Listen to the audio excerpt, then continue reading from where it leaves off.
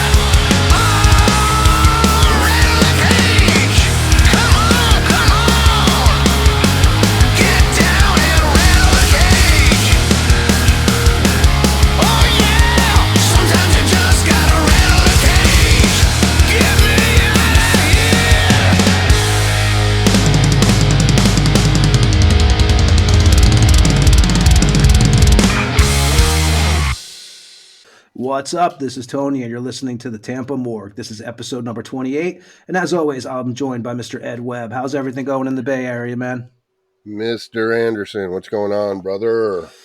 Nothing much, man. You guys, you must be happy over there. I know for those who do follow professional sports, I know the Buccaneers won last night, their first playoff game against the Eagles. So you know it's got to be happy land over there right now. I would assume so if I was a Bucs fan. Yeah, our teams were eliminated. Yours team was eliminated Saturday. Mine didn't make it to the dance. Yep. Yeah, so I'm sure they're pretty happy over there in Tampa. You know, it's a good game, man. They killed them. I mean, they whipped their ass. So it was. What was the final score? Was it like 31-9? I think it was 31-9, if I'm not mistaken. 31-9. Yeah, and they played in Tampa. They couldn't fucking tackle, dude. Those dudes missed tackles like I've never seen. They look like fucking high school kids. It was crazy. Yes, you know, I'm sure the Buccaneer fans are all happy over there. Me, I'm not a Buccaneer fan, so you know I can give a shit. But I know a lot of people. I got nothing else. You know, if they're there and I'm as opposed. I don't hate them. No, but that's about the extent of it. Yeah, exactly. I don't hate them, but it's what it is. Sure, it's fucking rooting for the Chiefs. Yeah, and if I have to see Taylor Swift one more time, like now she has seemed to have taken over the NFL. Dude, that fucking 4-minute dance that they played on the fucking shoot me with the mom and fucking the wife of Mahomes. I was just like, dude, is this what we're doing now? Fuck off. They'll be hated. I mean, they probably, if you're not a Chiefs fan or I forget what they call her fans, but there's a nickname for them. But if you're not one of her fans, you probably are. Yeah, I think that's what it may be. Yeah. You may already hate them. So, that's whatever. Yeah, whatever. Well. Yeah, I know that I do hate the Chiefs, but that's a whole nother story. But let's get on to some music here. And we opened the show up with the Rods. That was the title track off the band's new record, Rattle the Cage. And we're going to be joined tonight by drummer Carl Canedy and Dave Rock Feinstein. Thanks for hanging out, guys, tonight. And how are you doing? Doing great. Thanks for having us on.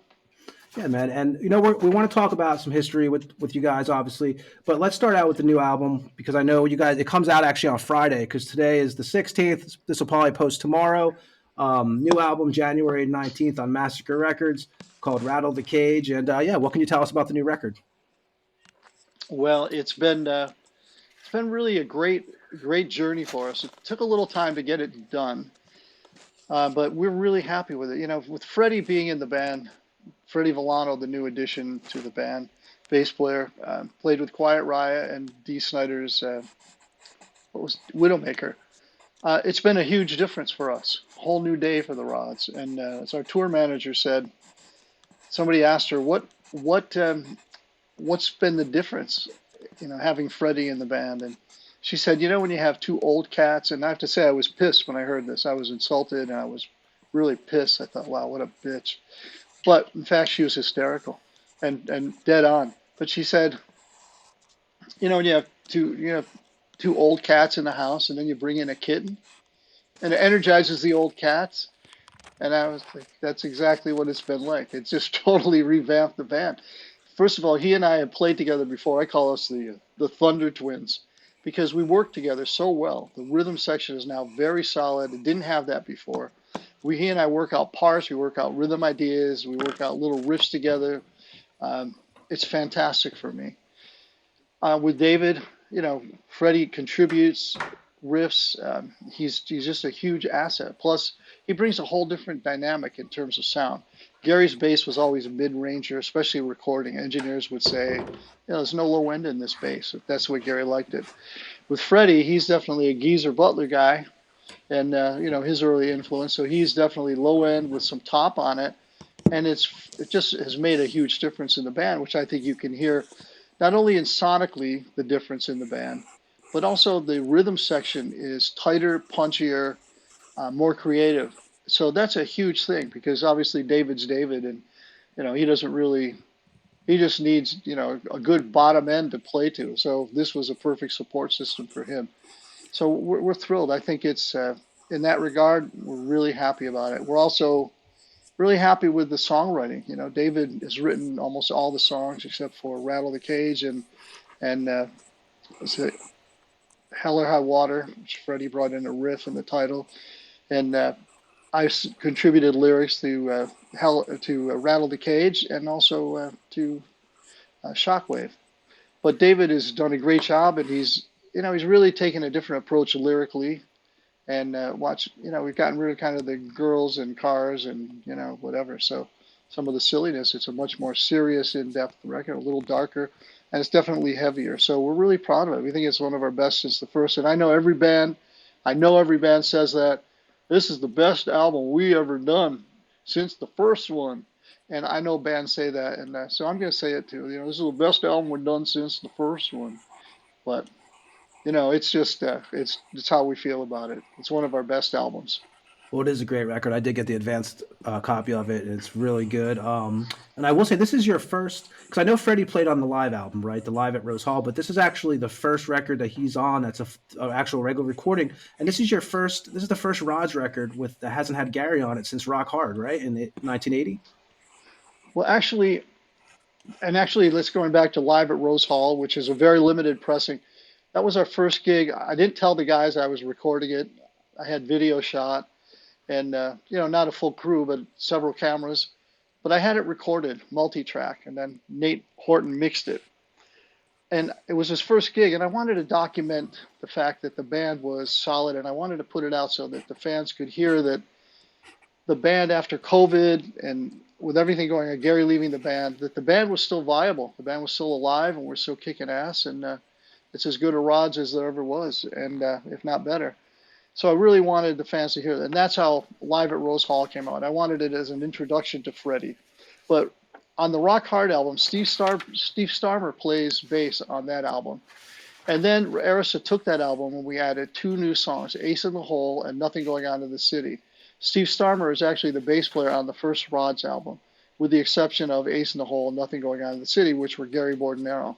And then from that point on, Gary played bass on everything until Heavier Than Thou, when Craig Gruber and I with Shmulik Allergal were starting a band. David was working on his restaurant, and he was busy. He was still recording the album, Heavier Than Thou, but we just didn't have time to rehearse. Gary was on the road, and so Craig Gruber and I were rehearsing, and Craig had been in the band for a short period of time in the early days to perform live dates, and so Craig was there, and Craig and I were great friends, and so he agreed to do it. And so that's how Craig wound up on Heavier Than Thou. So in fact, Gary wasn't wasn't the solid bass player all the way through our career, but he was for the live. Okay. So. And you guys also on the artwork wise for this album, which is definitely a cool cover. You guys used Mark Rizzo, who you guys have worked with. You and David have both worked with in the past on your solo albums. How can you tell us how you basically how you guys portrayed the idea you wanted for this album cover to him? Well, that's another interesting story. It started out with Les Edwards doing the first album, the second album, Wild Dogs, which was a great rendering. It was a cool cover. When he was interviewed for my book, it'll be interesting for people to read what he says about it. I was kind of surprised. But then we get to working with SPV, and Ali Hahn suggested that we update the Wild Dogs cover, most iconic cover. And I know in Brazil, we've been told that image, not necessarily connected to the Rods, but that image is iconic in Brazil. So the three-headed dog, Cerberus. So Ali suggested that. We went to Eric Philippe, who then updated it. We had the idea of a metal dog crushing the city and so on. So he came up with a great rendering. And so then we came to this album cover, which we decided to continue that three-headed dog theme with Rattle the Cage. My friend Brian Reevy suggested that we take this three-headed dog and have it eating its way out of a metal cage, which I thought was a cool idea. The guys agreed. So Eric Philippe was doing it, but Eric Philippe was so busy he could not complete this. So, and we've worked with, as you mentioned, Eric has been our artist since, 2011, 2010, somewhere in there. He did arts for Brotherhood of Metal, correct? He did that album cover. He did all of our artwork for David, for my solo stuff, for all of the Rods in that whole period of time. But because of the time constraints, we had no time. And so this is Freddie's childhood friend, Mark Rizzo. And Mark stepped in and came up with this cover so quickly. And with just a tweaking for a day, we had the cover. It was fantastic, and we love it. I mean, I know we've heard some people say they really like it a lot. Good response from it, but we're thrilled with it. So that's how it came about. Typical Rods. It's just if it's not one thing, it's another, like most bands. But you figure it out and you move on. And we got lucky this time. Now, when you guys were writing this album, did you guys? I know the Rods kind of have a certain, I guess it would be like a motto, right? That if a song takes longer than 5 minutes to teach somebody, it's not a Rod song. Was that kind of the same game plan on this record? Yeah, that's the saying. If it takes longer than 5 minutes to learn, or has more than three chords, it's not a good Rod song. And based on a three-piece band live, you have to be, you have to know your limitations. You want it to sound full and heavy, and so even though it's a joke, it's still kind of based in truth. And this album, sorry, go ahead. No, it's okay. Go ahead. With this album, because I've been so busy, I haven't been able to contribute. Even the last two albums, I think the last album, Brotherhood of Metal, I contributed lyrics to. Brotherhood of Metal, sent him those lyrics that he then modified and made them great. And I wrote 1982, which was basically kind of a chronological look at the band, which I wrote all the music for. But otherwise, I haven't contributed musically. I actually now have two ideas I've sent the band. I'm sitting down with my guitar again and doing my 30-minute demos, which consists of me playing drums. If there's a vocal, I sing that, playing the guitar and bass, and then sending it off to the guys to get the rough ideas so we can work on it. With this album, and as the last one, David's been writing, and so he's been very prolific, and I really like the direction he's gone in. So this is a little bit different of a day for us. I think the new album will be the next album, which we're already in the process of working on. Maybe a little bit different, but we're already 5 songs in on the next album. Wow. So with Freddie contributing, I have ideas to contribute. So we'll see. But David wrote some great songs, and he wrote them quickly. It seemed like every 5 days, like I have another one, and that's what this album is. It's really a period of David being very prolific, and making a point of. He really wanted to change lyrically. He wanted more mature themes. He wanted things that had some weight to them and that carried a message. And I think he did that successfully and very well on this album. And still maintaining in the vein of the Rod. So I think if you listen to the first album and you listen to this album, you see a connection. Yeah, and you guys, one thing I thought was really cool when I was, reading about you guys also is with the Rods, and you could tell me if this is not still the way it's done, but when someone comes up with a song idea, is it basically like no one can reject the song until it's actually learned? Like that member has to actually learn how to play the tune before they say, nah, we don't want to do it?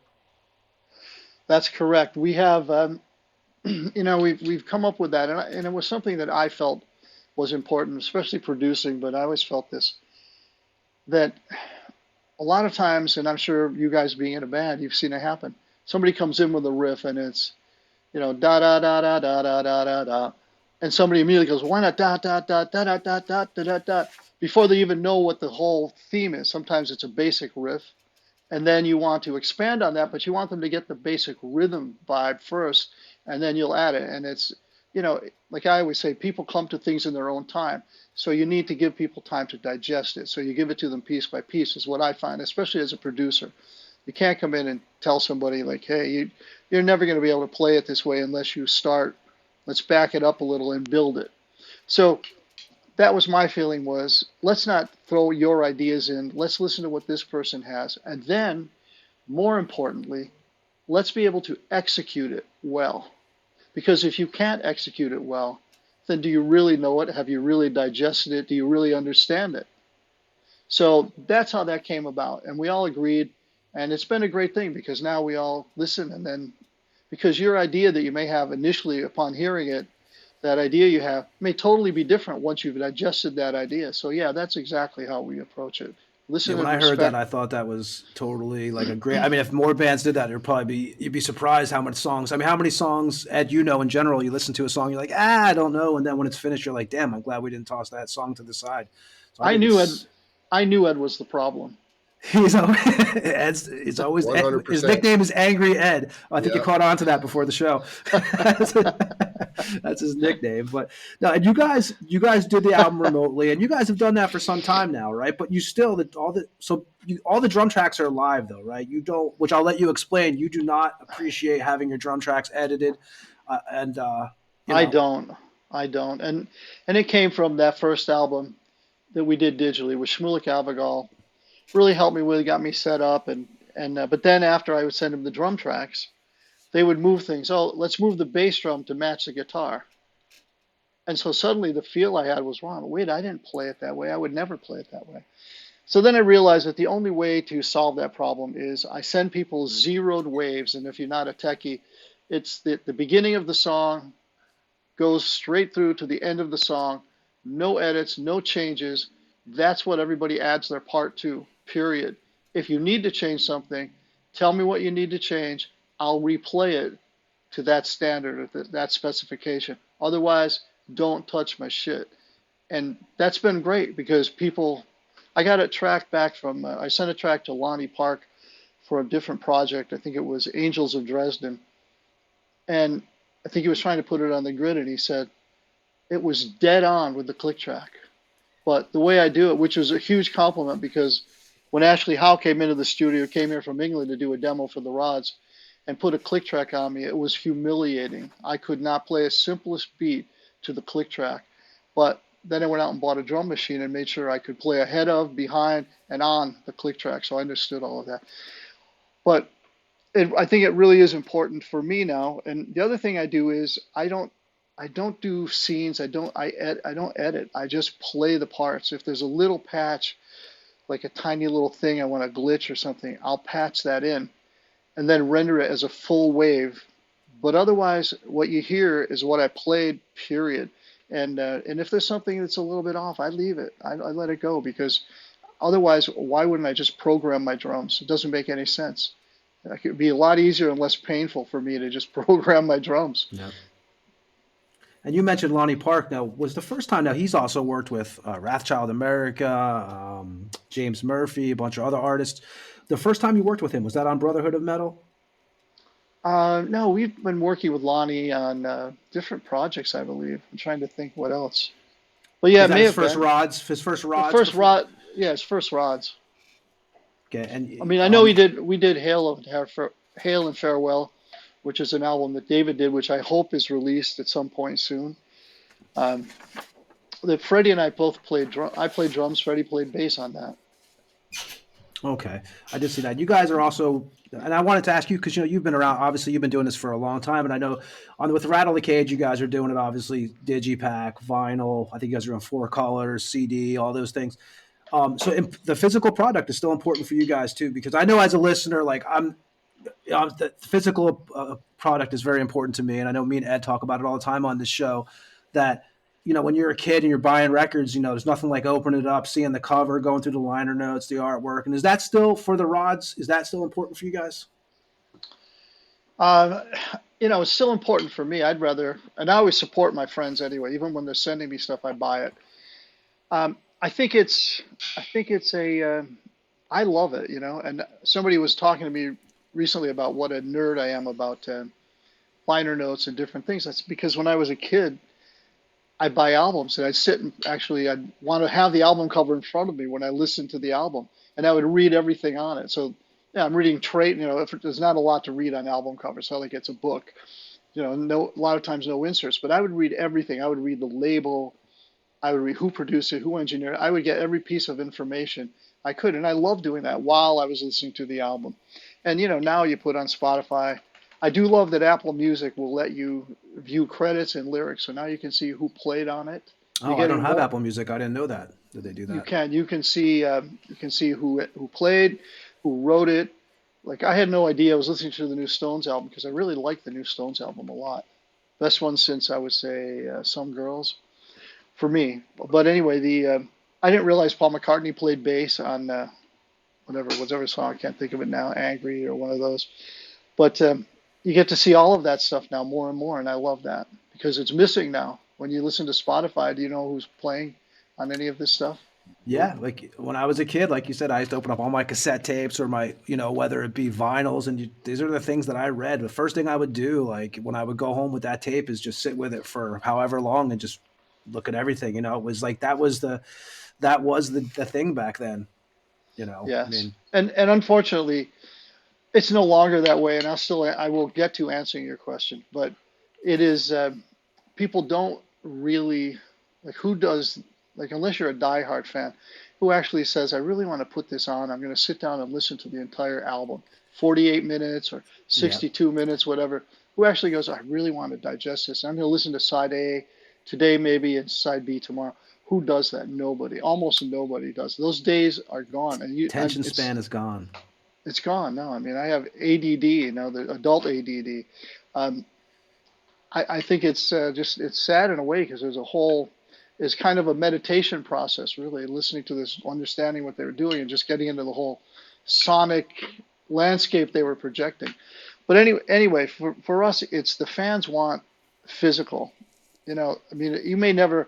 I know there's some people Rods fans who buy vinyl, they're never going to play it. It's a memento. It's just an artifact they have, and they want it, and I get it. I get it. I have things that I want from artists that I may never play the vinyl, but I want it. I mean, cassette tapes are a thing now again. I mean, who They knew? are. Who I knew? just saw a company's just came out with it's a digital tape recorder, but it's going to play an analog. So anybody who wants to hear their old tapes can play it, and it'll sound analog, which is cool. I can only imagine how much that thing is going to cost, but I mean, I have a box of tapes that, I mean, I won't get rid of them just because they're so eclectic. It's something that I've collected over the Yeah. years, but to think that they're going to come out with a tape player just made me kind of laugh. Well, when I recorded the 450s, we recorded it in Miami. And Fernie, if you're listening, Fernie's the mayor of Hialeah, and I'm sorry, my apologies, Fernie. It's Hialeah where we recorded it, but I call it Miami. It's right next door, so when I say we recorded in Miami, it's all the same for me. Except Fernie gets a little nose out of joint when I say that. It's Hialeah. Okay, so we gotten that straightened out. But when we recorded there, Fernie is very talented guy, engineer as well as great musician, and funniest freaking guy on the planet. But he has a machine that bands are coming in, and this allows you to exactly what you're talking about, Ed. It gives you can take your recording and turn it into a cassette sounding product, and bands want it.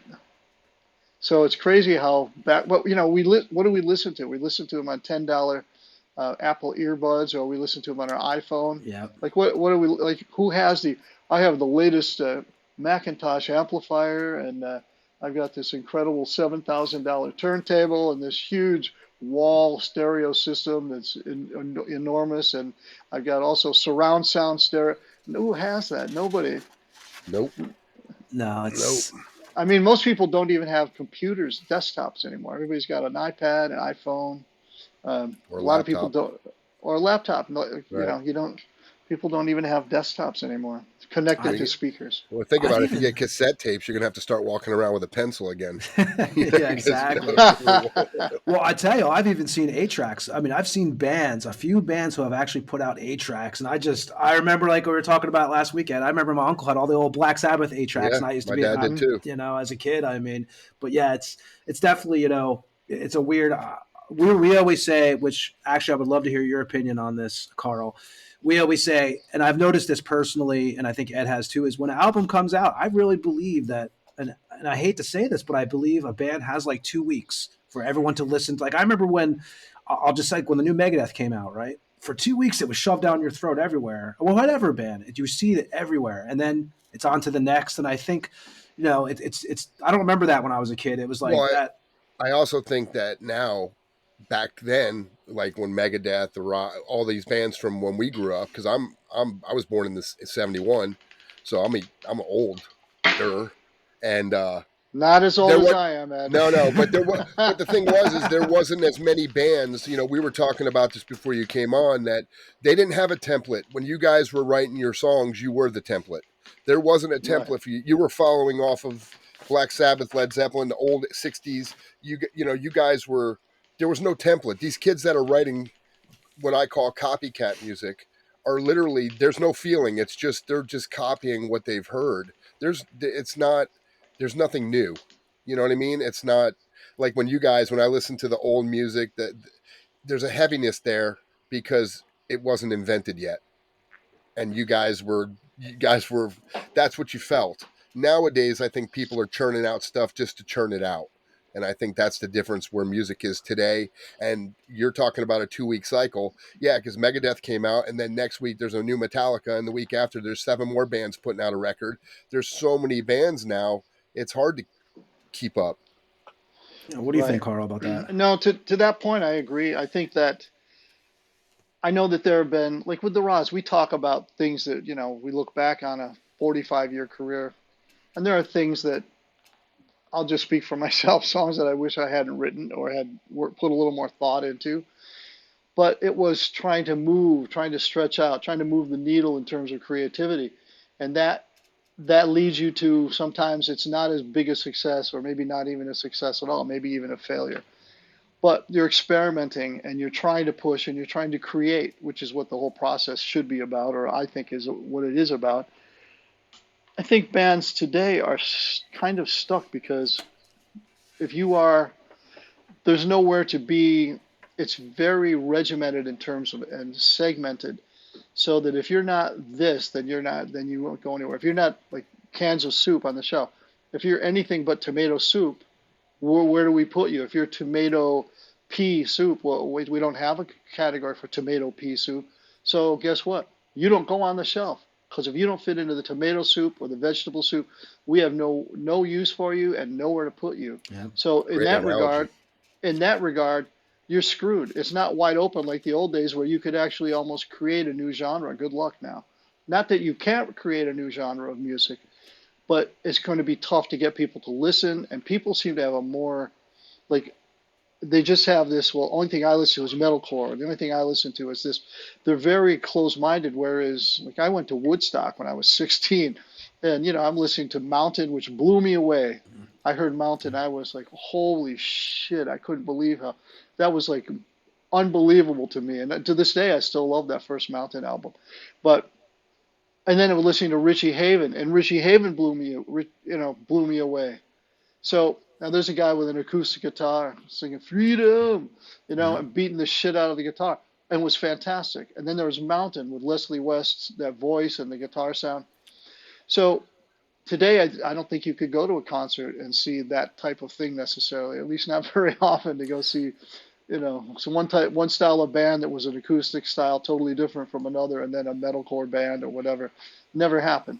Never Right. happened. So. I think you're So I right. do think that, and then the other thing is the 2-week window you're talking about is I see this on I see the lineups, I see what the rosters are for each label, I see what it is, and they're releasing an album like every 2 to 3 weeks, so they only have the 2 or 3 weeks to promote that because the next thing hits, and now the Makes total publicists and sense. everything has to kick in, so the machinery. And if they don't provide that, then the distributors, and I know this from starting um, Louder Than Loud Records, that they need to be fed. They want product in the market all the time. So it's not just like putting out 1 or 2 albums. They want something, they want 12, 15, 20 albums released a year.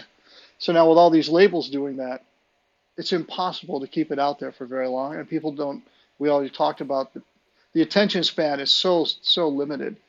So I've been pushing to have my friends, not saying buy the album, but if you are going to buy the album, please buy it as a pre-sale because that's much more helpful than if you wait till after the fact. The big bang is the day it's released. So if you're going to buy it, please buy it as a pre-sale. And but yeah, that's it. I mean, I think you do. You have the 2 weeks and that's it. You're done. You're done. Doesn't matter, unless you're a band like a major band, like we're talking arena-sized band, then of course you can afford more publicity, more videos, more options to just keep it out there. But I think it's true that after the first couple of weeks, you become noise to people. It's just you're spamming them. I mean, you mentioned videos. I noticed. Well, obviously, I saw you guys did put out a video for the new album. You guys put out one. I see what I never saw before when I was growing up was now there's like bands are putting out 4 or 5 videos before an album before it even comes out. It's pretty much. I Hmm. think it's just the machine now. It's just the way it works, and you either have to go along with it or get.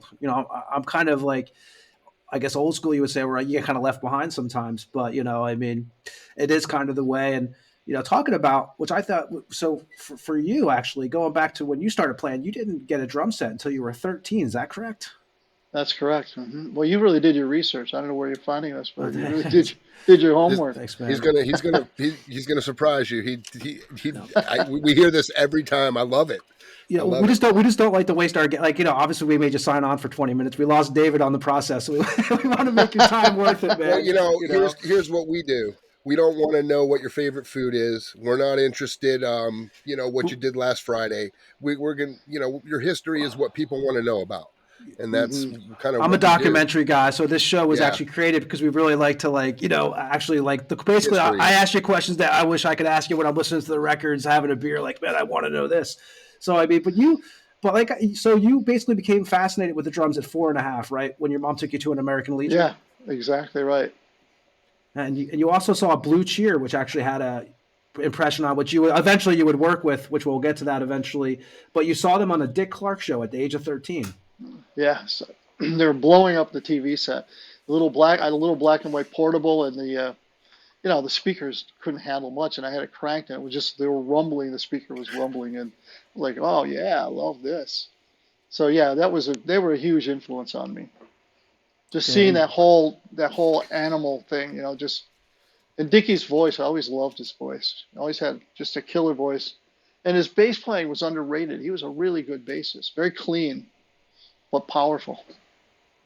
what you remember your first kit? Was it a Gracie? You got your first kit at when you was that Yeah. like did your That parents was get when I that for was you that was when I was at 13? 13 and coerced my mother into signing this contract for $60 a month, I think it was, to buy that drum kit. And it was a Japanese kit, and I know they're still out there. Not under the Gracie name, but I know there are some. But they're the same. They just put different labels on it. I think it was a Japanese kit or a Korean kit. Very basic, very low quality, but it was a drum kit. It allowed me to beat the shit out of it for as many hours a day as I could. Yeah, and when you were jamming and you started playing and your first band you joined, I believe it was like 6 months after you started playing. Is that correct? Also, It was a really weird thing that happened, and I was able to connect with somebody. And strangely enough, it was back when you would dial 411 for information. I wound up talking to this woman, and she was local, and her boyfriend was in a band, and they needed a drummer. So they said, she's connected me with him, and I wound up going there. And they were older than I was. They were probably 17, 18. I don't know. They seemed old to me. I don't know how old they were. And I must have, I mean, I can't imagine how bad it was. It would have been the most basic beat and same drum fill, do do do do do do, bang, bang, ding, ding, ding, dang. It would have been horrible. But they hired me. I mean, we got to play some gigs, and they were like garage, backyard things. But it was a gig for me. do you remember your So first gig? I don't remember. The memory I have of it is with that band.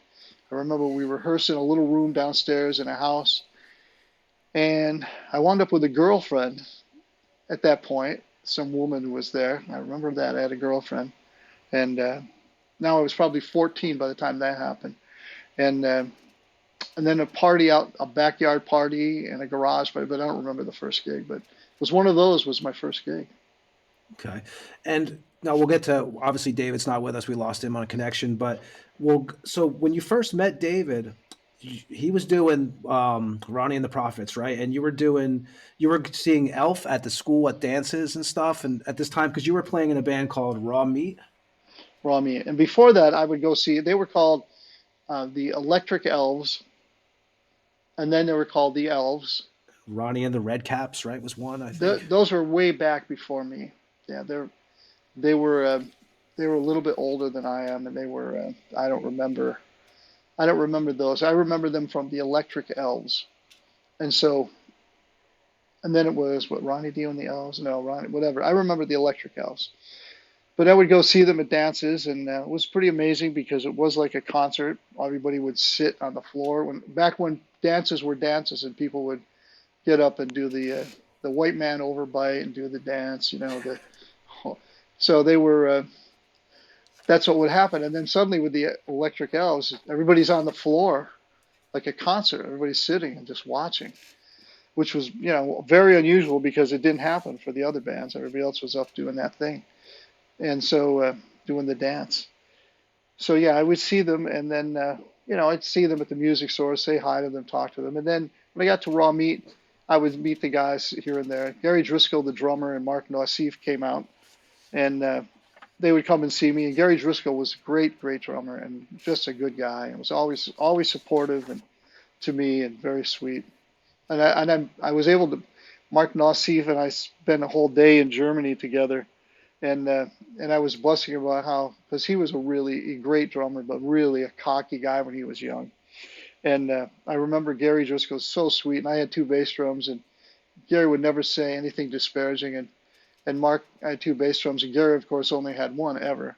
And Mark said to me, Gary could do everything you can do with one foot that you can do with two. And I was like, well, I wasn't trying to compete with him. I really like him. I didn't even think about that. It was really it was a dick comment, but I reminded him of that and gave him a hard time. What an asshole he was.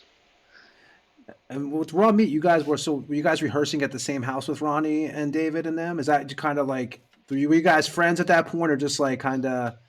I knew Gary because we would, he would come to see Raw Meat. And then I would see they were friends with Dave Porter, the guitarist in the band, and Brian. Everybody were all in Cortland. So I wasn't really friends per se, but friendly enough to say hi to them. Hey, what's going on? How are you?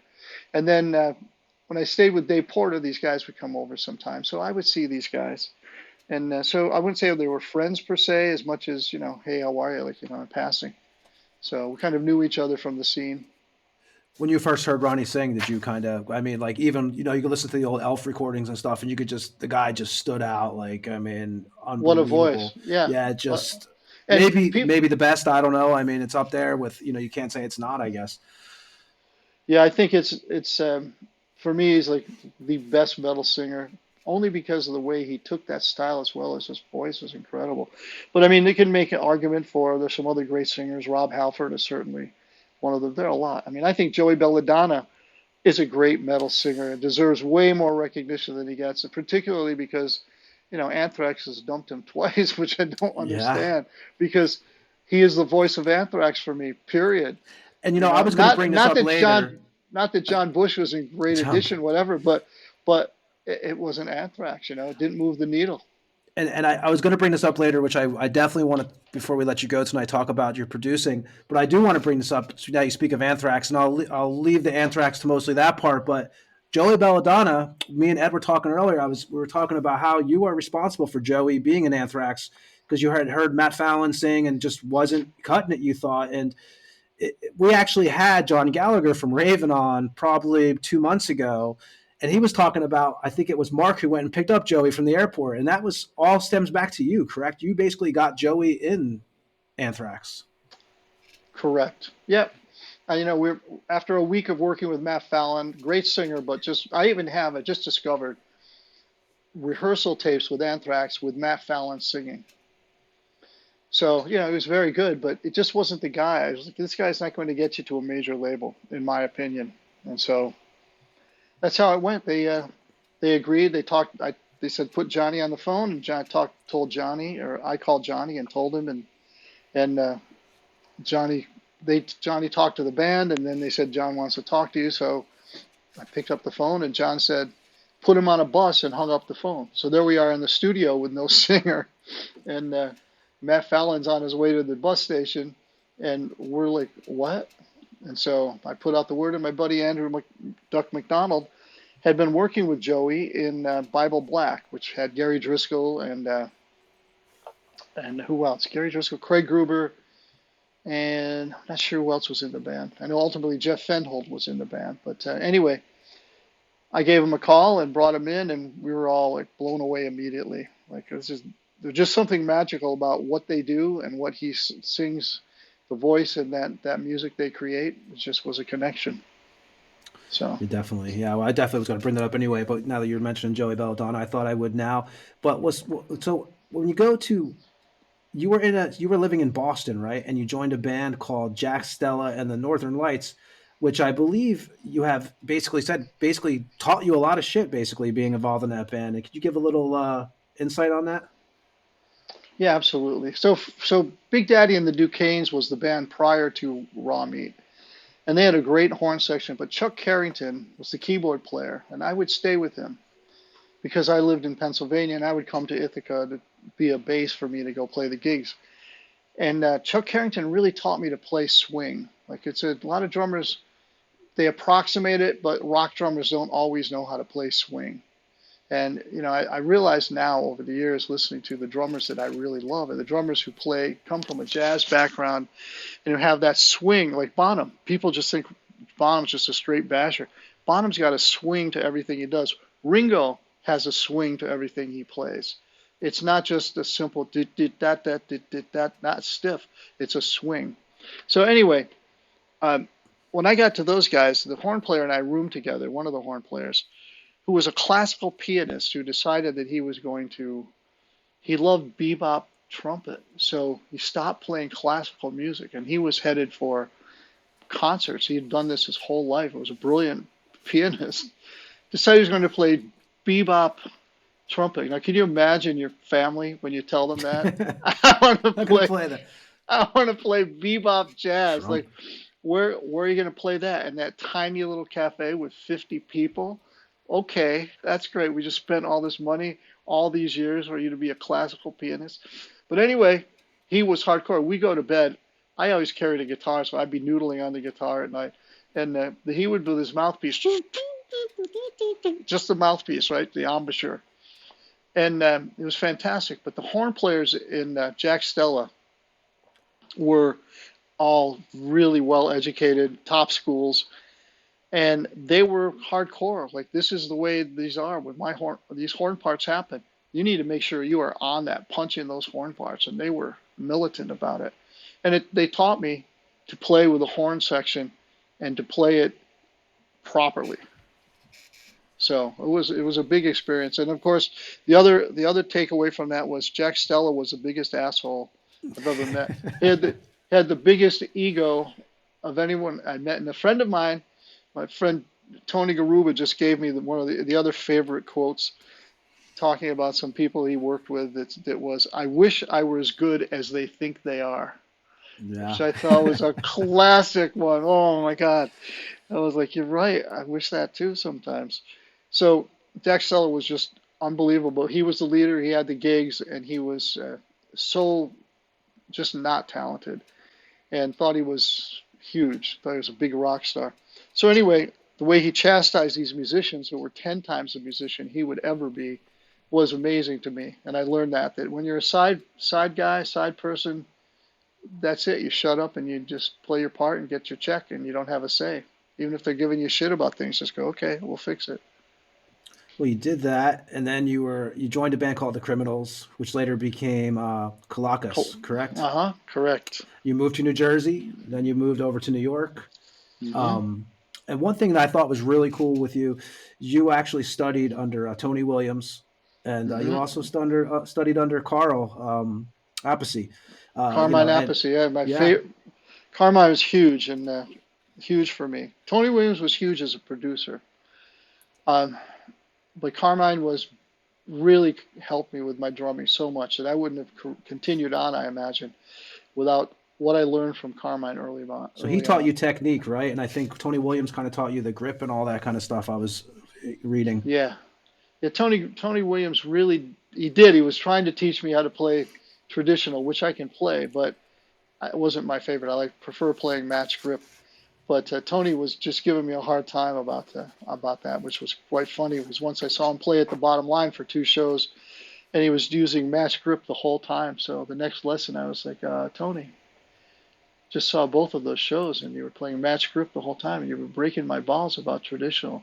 And all he did was just kind of smile. He goes, well, it's good to know both. And what was the experience like with Carmine back then? Carmine was... he was on a million levels huge. First of all, he was a huge idol of mine. I love his drumming. To this day, I love his drumming. I love his showmanship. I love his approach to drumming. I love the musicality. So I love all these things that Carmine does and has had. But he taught me first, it was a rock star doesn't have to be an arrogant asshole. He was very humble. It was very cool. Uh, he he also there was one kid who would take lessons. I always took double lessons because when I started, I wound up in Massachusetts with Kelakos. So I would drive in from Massachusetts from Boston to Long Island, which was an incredibly long drive, and but I would take double lessons from him. And there was a guy before me, and I kept hearing him in the other room was, "I want to play fast. I want to play fast." And he's a guy who had pink sneakers and glitter on them, and he came for the show, and all he wanted to do was play fast. And Carmen was trying to talk to him about basics. "No, I want to play fast, but I want to play fast." And so I was talking to Carmen about it. I said, "Wow, that guy was really focused on just getting the speed." And Carmen said, which I've passed on to so many young musicians, if you're playing because you want to get laid, you want to get rich, or you want to be famous, you're playing for the wrong reasons. If you play because you love it, you'll have it your whole lifetime. And, here I am my whole lifetime and still playing it and still loving it. And, it was a great, not that I wasn't focused on it that way, but it had never been verbalized that way. And so it was definitely something that hit me. But he also was able to watch what I played, and he would see things I would do and he'd say, "That's wrong technically, but it's really cool, so keep that." And then he would say, you can play and you can play with less effort, and then he taught me how to balance myself. Don't stomp your hi-hat while you're playing a light ride cymbal. Balance yourself on the kit, which made total sense. That's awesome. So I think Carmine is, yeah. I mean, I even was listening to Blue Murderer the other day, which is an album. I think that a lot of people, that's just a great record. that band should have been huge. I think that my personal opinion is I think the mix didn't really showcase the band the way it should have. Even though it sounds great, it wasn't an in-your-face kind of thing. I think it was too watered down, and I know that was the time, the 80s. I was going to ask you, do you think it was that time period? Because a lot of those records seem to have that same kind of mix on those, Yes. or that same sound. Yes. I'm guilty of that myself. Let's bathe it in ambience. Yeah, because I thought the Blue Murder album was great. Great album. Yeah, I mean, but Carmine, I saw you had worked with them. I thought that was really cool. And your first teacher ever basically told you sucked. Is that true? He did. Told me it was crazy. After a while, I thought, why am I paying this guy for telling me I sucked? Well, wow, okay. And that was rough. And then he was a NARD drummer, a National Association of Rudimental Drummers. And I was like, wow, that's so cool. I go, do you ever think I could ever earn that certification? No. So I was like, okay, maybe I don't need to give him my $2 a week or whatever the hell I was paying him. Certainly more than he was worth, even if it was only $2.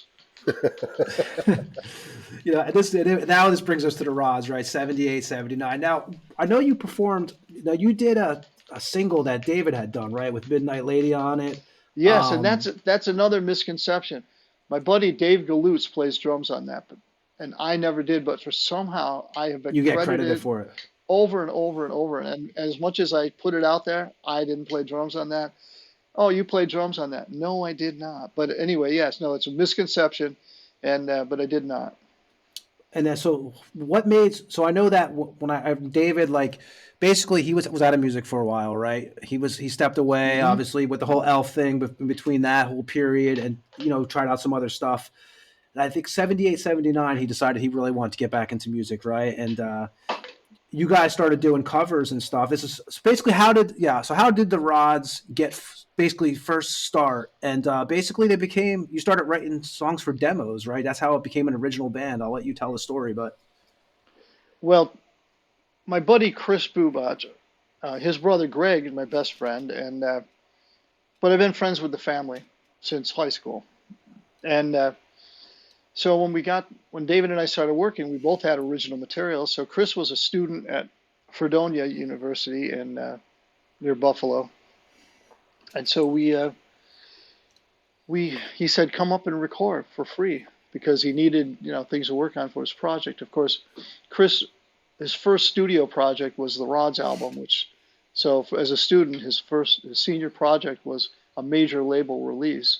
And of course, then he went on to engineer Metallica and the first Metallica and so on, all these other bands, and worked with Spyro Gyra, so many bands he's been involved with. But anyway, we did that, and it was just a case of putting the material together, like when we first started, just getting our songs down. And, wasn't really as much of a planned album as you would think it would be. It was just when we could, we go record in between playing gigs. I have one in my journal that we played. We were away from home for, I want to say 45 days, something straight.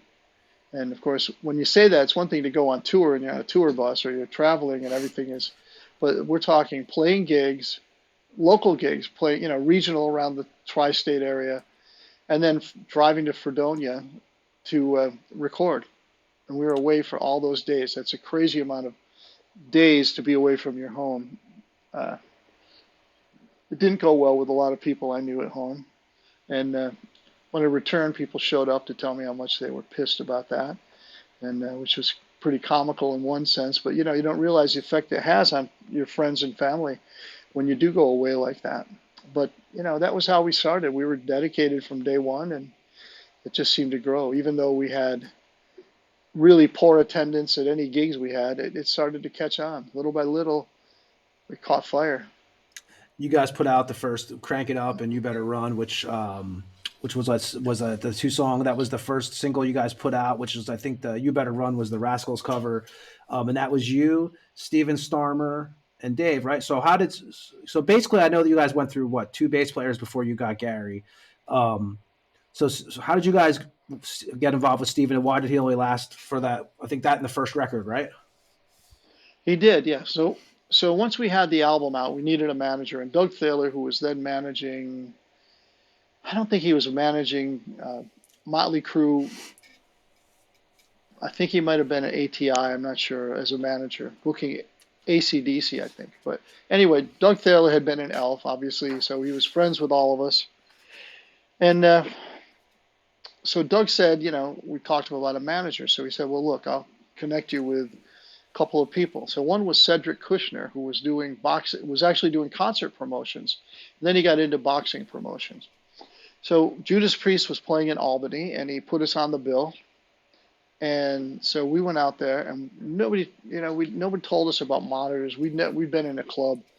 We had no idea about monitors. We didn't know that when you're in a tour, you need to pay the monitor people because that's their dinner break. So you need to pay them or they're eating, So we didn't. We had no monitors, and so the way this went was Cedric was paying attention, was considering managing us. And David starts the song, and all I hear is, and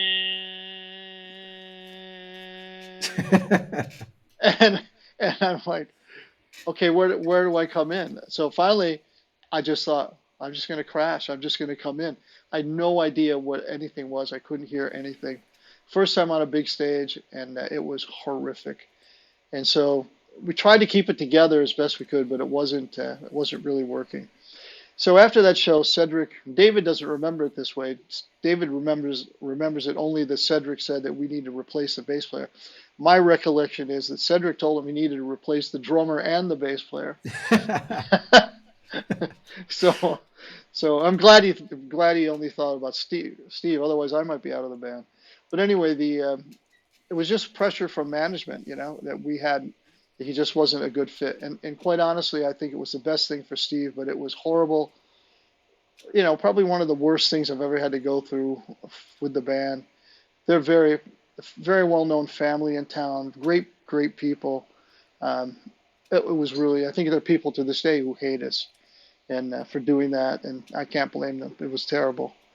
And it was like a Pete Best moment, just as we're getting signed, we're ousting him from the band. It was really horrible. And, I still have regrets about it. I wish we didn't have to, but I don't think the band would have survived with him. So. And you guys got Gary in '81, and one thing that I definitely would like to ask you about a little bit because I think this is some stuff that just you guys played some amazing shows.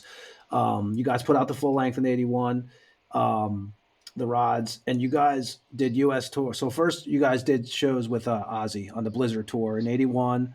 And I know you probably get asked about this all the time. I know how it goes, but we have to ask you because it's Randy Rhoads, I mean, I did hear some of the stuff from you guys tour with them, and can you explain to us what it was like hearing him warm up and all that?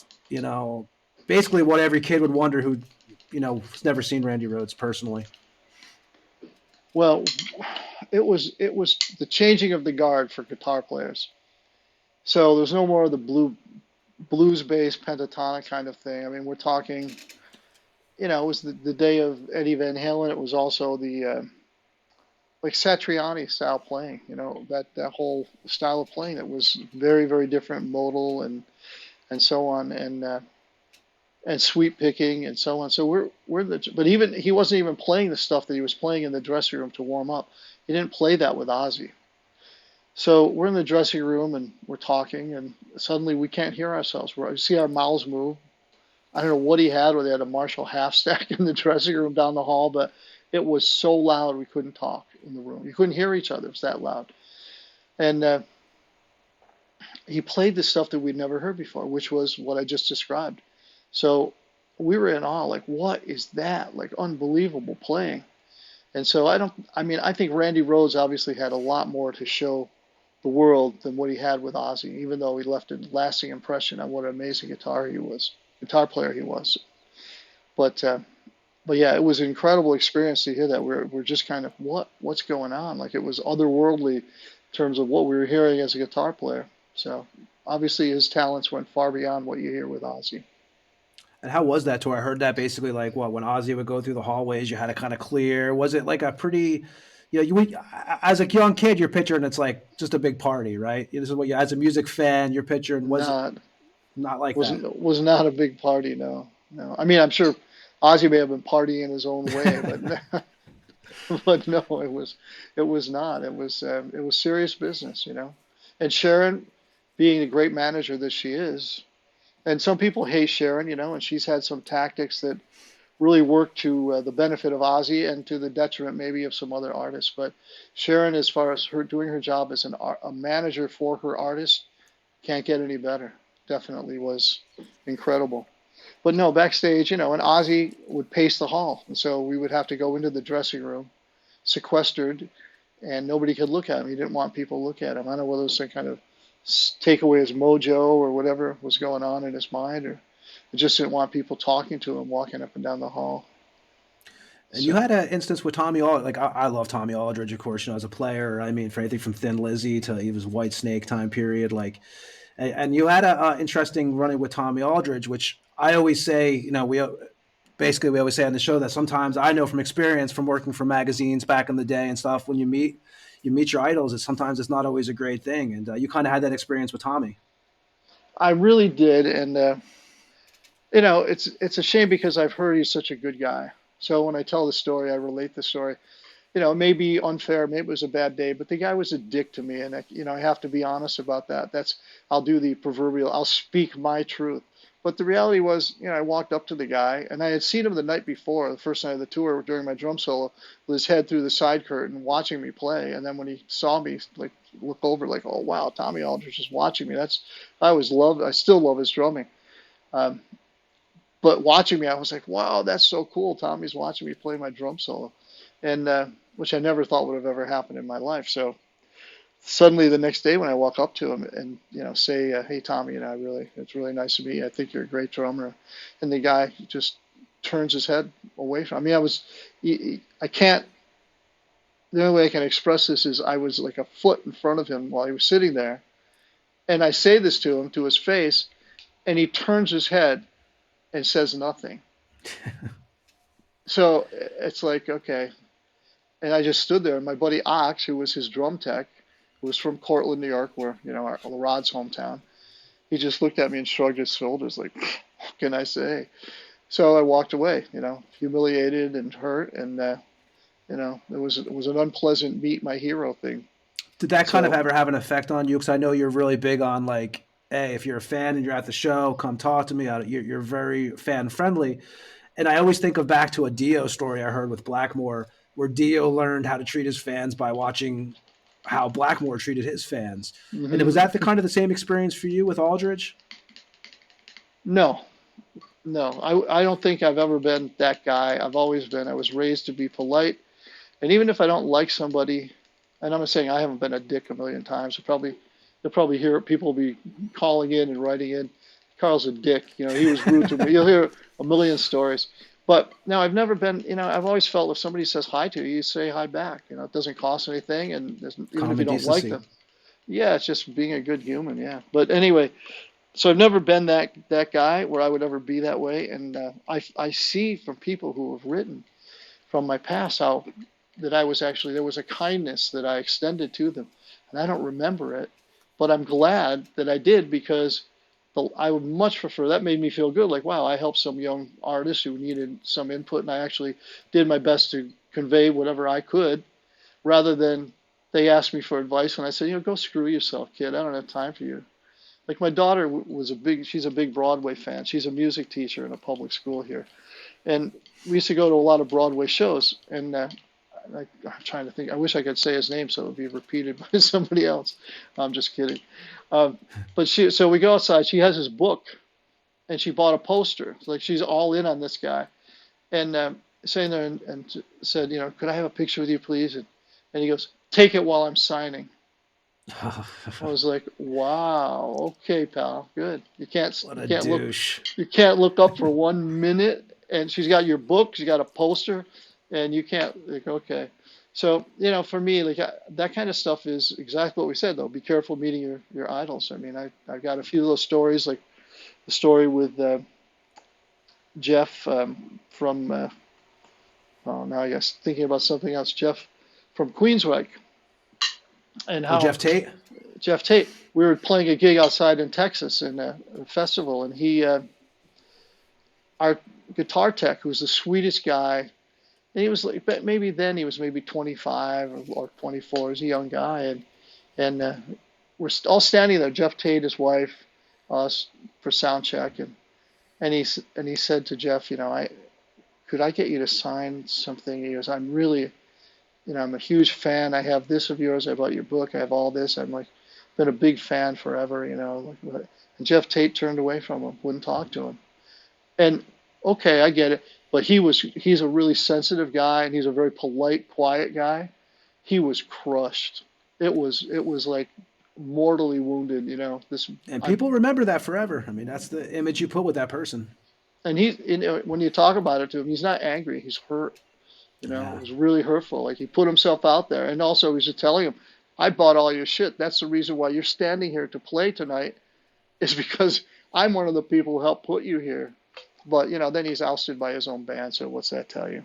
Yeah, Yep. yeah, it was the whole, and I think with the rods too is that people don't maybe not realize like you guys came up. I think Ed might have mentioned this earlier too, or the new wave of metal. So you were doing shows with Anthrax, Metallica, Megadeth, and I believe you guys were at the last show that Dave Mustaine ever played with Metallica, which would be April 9th, 1983 at L'Amour's in Brooklyn, because Hmm. he was harassing. So I guess Vandenberg was actually doing the warm ups in the daytime, the sound check, and Mustaine was, I guess, yelling stuff at the stage and stuff.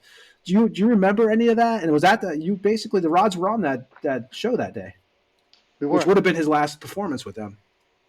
yeah, we were.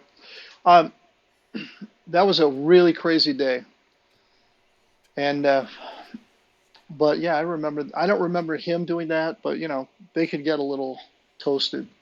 So when people get toasted, then start saying things, maybe whatever. But Vandenberg was a whole different type of band from the Rods or Metallica.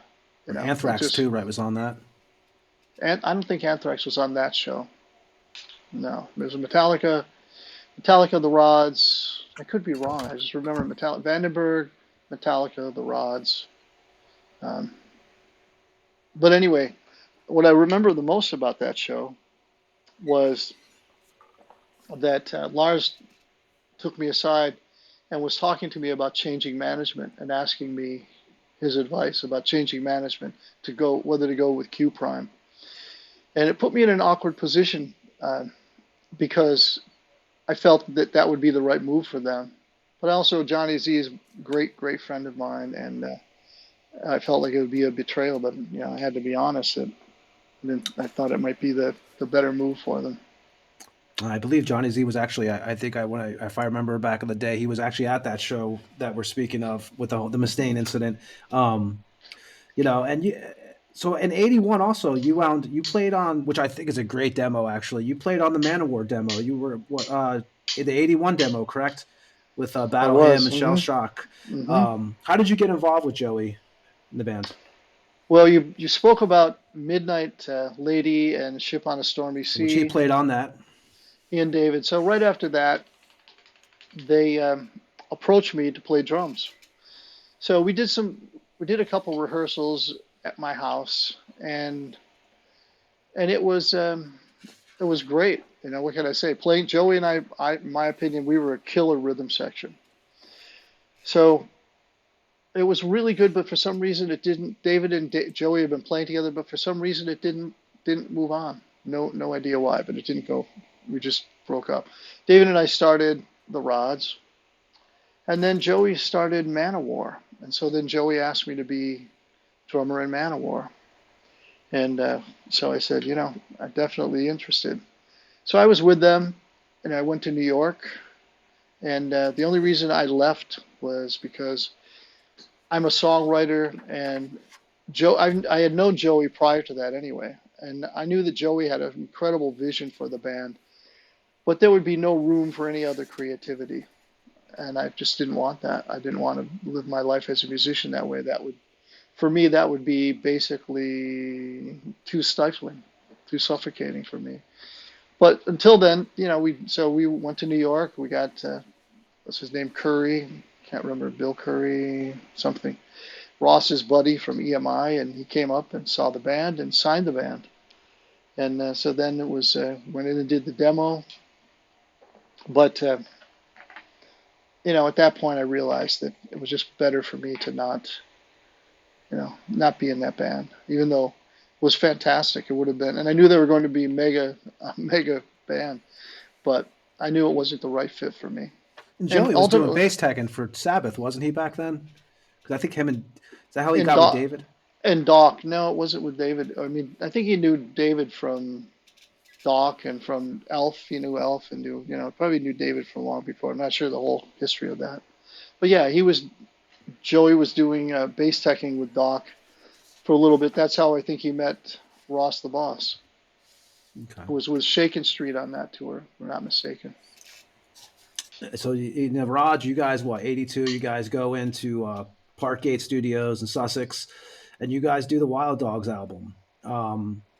And that was what? So that you had Les Edwards do the cover art for that, which you mentioned earlier. That was the same studio that Def Leppard did Pyromania in? Right after us. They came in the day after. Okay, so you guys did that. And that was, you guys also, in between? So you guys recorded the record, you toured with Iron Maiden, but you did that in between the mixing and the recording. Is that correct also? That's right. Wow. We did the whole tour, and then we went back and mixed the album after the tour. Okay, and is that in the same year you guys would tour with what? You guys did the Iron Maiden, Crocus and Priest. You guys would do the Maiden tour, which you guys do. Was that Motorhead that year too with Virgin Steel? You guys would play with that same year off of that record? Very well could be. I always remember after that show, things I remember from doing. I don't remember Virgin Steel. I was probably warming up in the dressing room, but I remember Motorhead being the loudest band I'd ever heard. And then we're hanging around in the backstage area, which was outside. I don't know how that worked at Calderon, but we were outside, and there were some fans back there. But Lemmy's back there, sweaty. Like, I'm a guy who, the joke in my house is if there's a fire, I can't leave until I take a shower. So I'm back there. Lemmy's the sweetest guy. He's so cool. He's got his sweaty arm over me. Hey, mate, have some beer.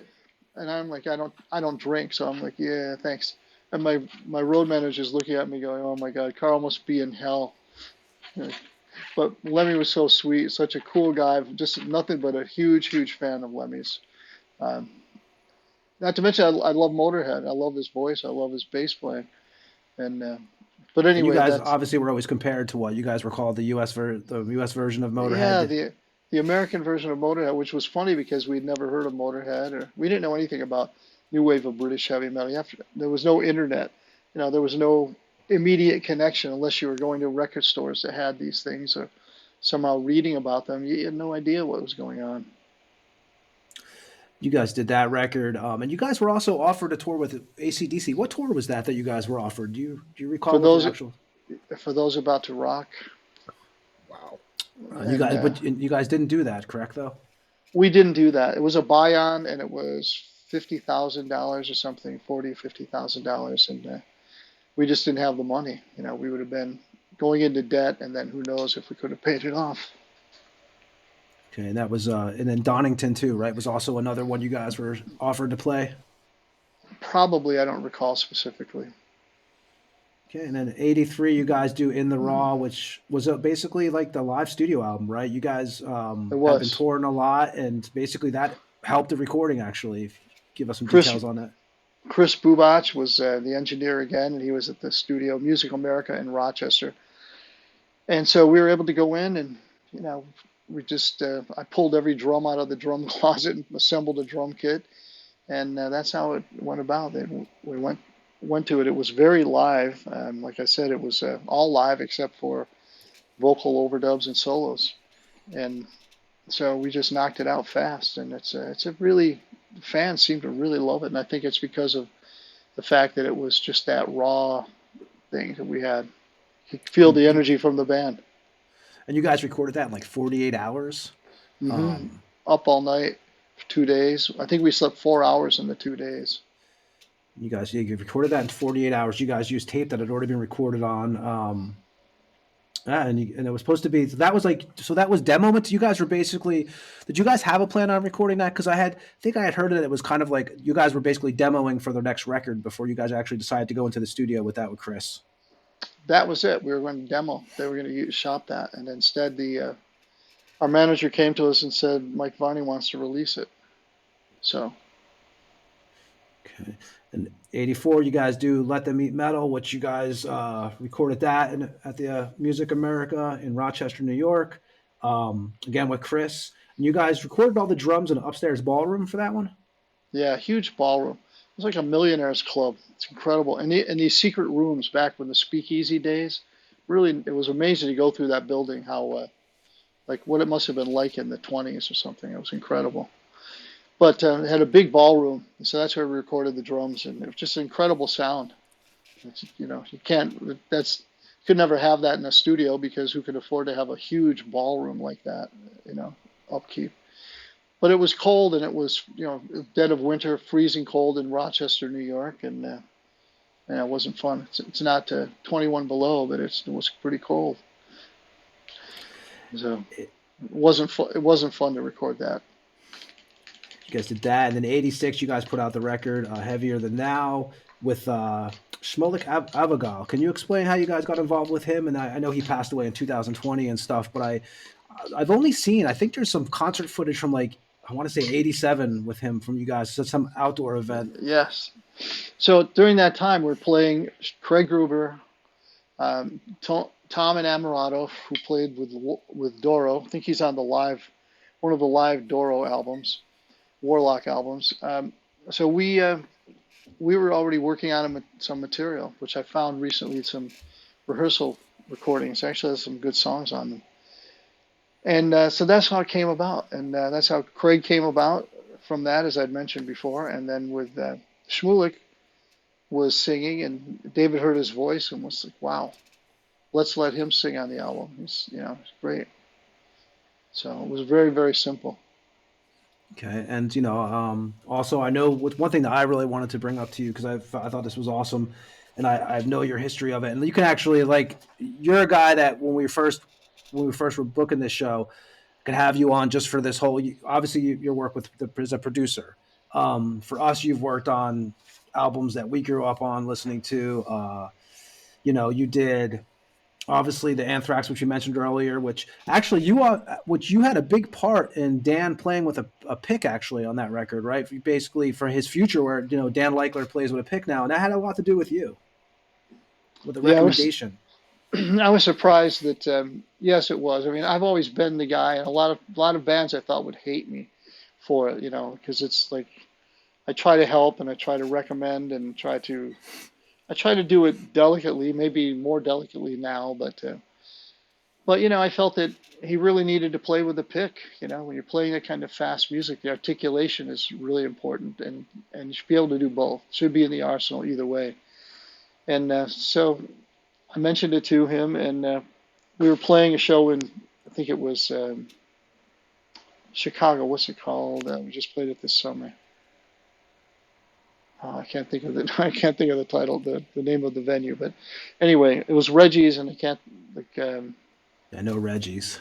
Yeah, it was Ragnarok, but now it's something else. But anyway, we played that festival, and I'm sitting there at a table in the other part of the building, and Dan comes up to me, and Dan's a tall guy, right? He comes up to me, and he looks down at me. He's a very serious guy, and always, and so he's looking at me, and he goes, "I want to talk to you." And I went, "Fuck, now here we go. I'm going to be hearing about something I did. Bad news, okay." And here we, bracing myself for this, and he sits down. And he goes, "I have to thank you, man, because it really changed my playing. It was really important to me. It made a big difference for me playing with a pick, and I'm so glad, you recommended that I switch over, and really was a big influence or a big help. My playing, whatever, he credited me in a good way, as opposed to I thought he was just going to give me a verbal beating, if not a physical, if not a physical one." But he was very cool and very kind. You also worked on Possessed Beyond the Gates, and you also had a writing credit, right, on the first track, I believe. Any good memories from doing that album with Jeff and them? We did it. My favorite memories are rehearsal. Those guys were in school, so we'd do pre-production when they come home from school. Hysterical. I mean, these guys were doing their second album. They were still in school. And we recorded on Easter break because that's what time they had off. But yes, it was really good to work with them. It was fun to work with them. I think that the interesting thing was when Jeff and I were recording vocals, we really put a lot of time in on the vocals. And I think he appreciated that. I know he still says to this day, like, how much he appreciated, working with me, which again is very kind. But it was it was in California, it was at Cotati, and it was a great facility. And so, it was a good experience all overall. But kind of funny that doing it on the Christmas or on their Easter vacation because they were still in school for their second album. Wow. And Exciter too, right? They were really young when you did the '84 album, Violent Force, because that was the only Exciter record you did, right? Was the Violent Force? It was. Record. Mm-hmm. Okay, and you worked with them, and I'm sure, obviously, you have a book coming out, so I'm sure there's going to be a lot of these. Like I said, when we were having you come on, I said, man, you could just have Carl come on just about the records he's done. As as I see a bunch of them behind you, like the Overkill. What was one of your favorite albums back then that you worked with, and how did you get involved with Johnny Z? Johnny Z was working. Chris Bubach was telling me how Johnny Z was, getting into this, looking for a producer. So Chris gave me the number. I called Johnny, and we hit it off. And that's Anthrax was the band he sent me, first band to produce. First, okay. So, because we all remember Johnny Z from up in Jersey, I mean, Johnny was larger than life in a lot of ways. Just the flea market, and how would you explain him to somebody who hasn't met Johnny Z? Because we had John Gallagher on, he said it was like a circus. What do they call those guys? The ringmaster or the ringleader. The ringleader, right? The master of ceremonies, whatever. Yeah. Johnny was the otherworldly force. He was incredible guy. One thing about John was he could be chaotic. I think John was, a brilliant guy, but he was an honest guy and a positive guy. He was I never really heard him say anything mean about anybody or malicious, or negative. He always took the high road, but he could be chaotic, and you know, he was a funny guy. He was a unique person, and he was the ringmaster. He was definitely the guy who was at the center of the hurricane. Do you remember the last time you talked to Johnny before he passed? Yeah, Johnny and I spoke very regularly. In fact, he was writing the foreword for my book, but unfortunately, he just was too ill to do it. So I spoke to Johnny right up until pretty much a couple days before he died. Okay, and let's talk about your book. You are working on a book now. It's pretty much you said it's pretty much done now. You're just kind of waiting for the final processes now. Exactly. Yeah, it'll be. Hopefully, we'll hit pre-sales in the next 2 to 3 weeks. So And is I'm it going to excited be about about that. producing, or is it pretty much about everything? Is it like No, I'm talking shit about everybody in the book. So there you go. that's what I That's what did. sells. That's it. That was all I cared about. In fact, there's shit about Ed in there too. Yeah, I'm telling you, I have one I've been writing for a I'm while, buying man, 3 about that. copies of that book. I got one there, Carl. I've been writing about Ed for a while. I'll send you the notes over. You guys have been together a long time, so I'm sure you've got lots of notes. Yeah, we've been playing together for a long time, man. But yeah, it's you got a book coming It's out. really it's an autobiography, and it goes through the whole thing. I mean, I wrote this. There have been a number of journalists, I want to say a number two, like at least 3, who really said you have a lot of stories and you should put them in a book. And I was like, who wants to read a book that I wrote? Like, nobody cares. But finally, I was approached by Phil Harrington, Dr. Phil, as I call him. He, and he was willing to transcribe, and he felt I should have a book. He was very knowledgeable about my career, which amazed me. So, but I had thought about it, and I had thought I would do it for my daughter, was what I was thinking. By dictating it, I could give her the verbal, the audio tracks. And so that's what was the impetus. I thought, I'll do it for my daughter. She'll have all this information that will be lost otherwise, or she would never have an opportunity to know.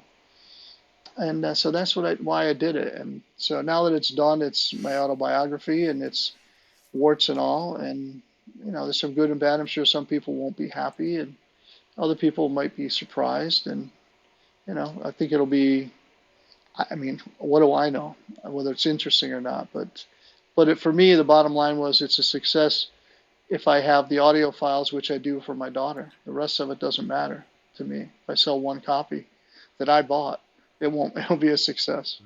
That's awesome. Do you have a title for the book yet, or you probably can't give that out yet, or? No, I can. It's called Tales of a Wild Dog. Yeah, right. Fitting. That's awesome. Yeah, definitely. You've had a long. I mean, just hearing today the Possessed. Think about that band. Anthrax, bands that most people grew up on. I mean, the older generation, right? You had a direct influence and involvement with them, and that's Joey Belladonna, right? I mean, We're a whole different world now. That's something that people should know about. I mean, honestly, Scott Burns, we know him from the death metal community, and he put out his book, and we know a lot of that inside stuff because I'm in a death metal band and have been for a long time. So reading it, there were things I didn't know, and the stuff, growing up around your time frame and when you were putting music out, I just today, not knowing most of the stuff you talked about that you had a hand in, like that. It's I think it would be interesting, very interesting to read for a lot of people. Well, thanks for saying that. I appreciate it. By the way, it'll take 7 copies, by the way. So if you want to just send him the invoice over, we'll get them. Last November, I produced a song by Adam and the Metal Hawks, and they're a band that people should really check out. They have a new album out, but they're really fantastic. Is it a Christmas song? It's a Christmas song. Okay. But it's the band itself is just they're really clever. They're really interesting band, and they're very good. They're really great. They're all fantastic musicians, and Adam is an amazing singer. And but the band themselves, they're quirky. They're heavy. They're quirky. They hit on so many different things, and you should definitely check out Adam and the Metal Hawks. You know, Adam and the Metal Hawks, and you know, and we're gonna. It's actually a few more things. I know you probably want to get out of here. I mean, Dave left us in the first negative 27 seconds of the show. You know, Dave left before it Poor even. Dave. Poor We Dave. saw the Dave, guitars. I We do saw the apologize. Yeah, we guitars saw the and guitars. the library at the castle, and then he said, "See you later." Carl's Yeah, got it. Yeah, yeah. he checked you guys out and he made his assumption pretty You saw Yeah, close. angry these Ed, guys and he are- said, "I'm Oh, fucking yeah, out of guys. He here." said these guys are fucking bozos. Oh yeah, oh yeah, I got my connection's really bad. Click. Exactly. Nah, but The Dave, we trees are definitely in the wanted to way. talk to you, man. Oldest Totally trick in bummed. the book. Yeah, but you know, speaking of Dave too, is you know, you had okay. I want to talk about the Vengeance record, which is a great record you guys did in 2011, was it? Mhm. And you had a song. There was a song, obviously, on there with Dio sang that you had written called "The Yes. Code." And could you kind of give us some background behind that and that record? Because that's the first. That was like the basically. I've heard you even say it's the beginning of digital recording. You believe, right? That record. It's also It the was first record where I think your drums got messed with, where you weren't too happy about at one point or some shit like that. Yeah, there's a whole story about that we won't go into, but when we finally got it done, that was my first foray into digital recording. But that song, you know, it was a song I had written. I had demoed it. So actually, I hadn't demoed it. I was singing it for the Rods album. So I think back on it now, I think, wow, what were you thinking? But the David was so gracious to say this is a song Ronnie could sing. Ronnie was going to sing 2 songs, and I believe it was for David's solo album, Bitten by the Beast. But anyway, he said we'll do it for the Rods, and Ronnie will sing it, which he did, and Ronnie was incredible, and it was a highlight of my career, and the fact as a songwriter, the ultimate. But just in general, having Ronnie come in to sing a song, and you know, it was comical because he would listen to my demo, me singing, and say, "Carl, do you mind if I change this line just a little bit?" Like, you have carte blanche, of course. You know, Ronnie James Dio, the questionably the best metal singer, and arguably in history of metal, is asking me, a hack vocalist at best, if he can change a line. And it was amazing. But Ronnie was so humble, so cool, such a good guy. I love talking to him, and of course, what he did with the song is amazing. I think it's a great version. And you guys did. He actually did a song with David too. "The Metal Will Never Die," and I believe these were a couple of the last songs that he sang. They were. Yeah, these were a lot. So okay, We so that is didn't correct. we didn't know he was ill. Maybe he didn't either. I don't know. But it wasn't long before it was clear he wasn't going to survive long, and so it was sad. But yeah, you know, "Metal Will Never Die" was a great song, and it's funny how it works because we were recording that as a demo, had a click track, and we were using this line 6 tone port. So I dial up this guitar sound. I'm like, this is a cool guitar sound. So we recorded the click track with this guitar sound. Like, wow, that is awesome how it sounds on the riffs. So then we go to do the guitar solo. He plays it one take. Computer crashes right at the end of the guitar solo. But it saved it. It was in the computer. So I'm like, that's meant to be. And so that's how that song came about. Like, that's how he sang the riff for me. We were out on the golf course, and he sang the riff for me. He goes, "You got this idea for a song." He sang the riff, so I'm like, "Oh, that sounds great." And so yeah, so that's that song had its own special little magic to it. It's awesome. And you guys, obviously, after that, you guys put out the Brotherhood of Metal, which is another great record in 2019. And that brings us to where we are today, obviously, which we started out the show with, the title track from the new record. And you guys are going to play Australia, and this will be your first time going over there?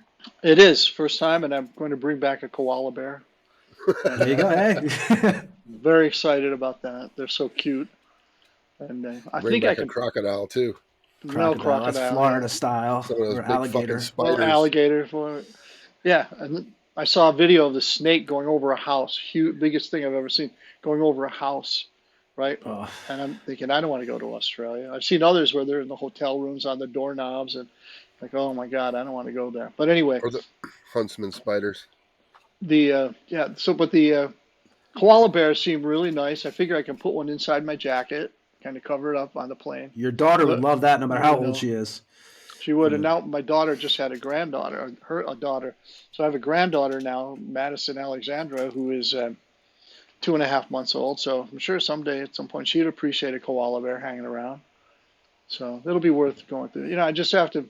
I'm sure I can cover it up on the plane. I'm pretty confident I can get through customs and security in the plane. But we'll see. I'm going to give it a shot. Thank God but nobody yes, in Australia will hear this. Nobody in Australia. They'll be watching you at the. Yeah, this will be your first time playing. Have you guys ever played Lithuania? We haven't. I'd love to. Well, if you do, me and the wife will be there. You got two of us, Good. We got two fans. Two fans there that will be there. I mean, what?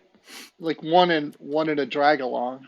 Well, it's like you know how it goes when you play in bands. Like when you go to a show, you always have the girlfriends. They don't really want to be there half the time. You kind of, it's always, especially local shows over in Tampa, where we used to always say, like, you'd have like 20 people and 10 of them are the bandmates' girls that came.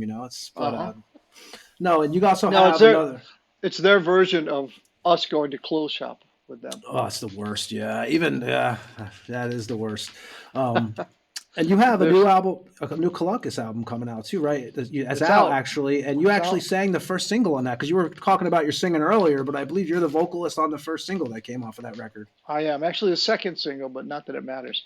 But second single, and it took them 4 months to convince me to sing lead on that song, which I was like, I want to sing lead on this. Nobody wants to hear that. But I guess it turned out pretty well. People seem to really like the song, so that's cool. Totally different vibe. It's cool to play drums to that stuff because we played a lot of gigs. We were on the road. We supported ourselves, so we were playing 6 nights a week a lot of times, and we did that for many years. So for us, it was we had the DNA is there. We definitely know how each other plays, and so it turned out well. I was happy with it. Very amazing too. 47 years later, we have an album, brand new album with same material, same musicians, all original material, all original musicians. Like that's nuts. It should be in the Guinness Book of Records, right? Who else has gone that long between releasing an album? Yeah, well, and you've done a lot, man. Like people who can't see this because we don't do it on video. Behind Carl, you could just see all the records that he worked on, and it's pretty amazing, man. And you look back now, and you're still releasing records. You have a book coming out. That's crazy. I love that Dio poster too. You're still doing stuff, the Rods. And I heard you say, it's cool that I heard you say that you have half a new Rods record released, because I did hear you say in the past that with the Rods, you never knew when was the last Rods record. And that's and it's cool that you hear that you guys already have half of one written, because obviously that's not the case now. And producing wise, you pretty much, it's not really, in 2024, is it really like, it's a lot different, right, than 30 years ago and stuff when it comes to, is it still a interest to you, or just kind of? I would say it's definitely an interest because it's a love and a passion for me. But the realities of producing these days, like I went into the studio with Adam and the Metal Hawks, and we did that in 2 days, recorded and mixed. These guys were really talented. They were quick. Whatever suggestions I had, they nailed it. It was just one of the most fun sessions. But to go in now, there's no budget. It's a time thing. Who has time to dedicate 2 or 3 weeks, 18-hour days, 16-hour days? Who can do that anymore? There's no money. It's not worth doing.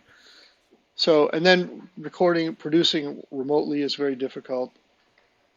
So, I think it's very unlikely that I'll produce much unless it's a local project and we can do it piecemeal. And so, it's like anything. It has to be the right fit, the right time.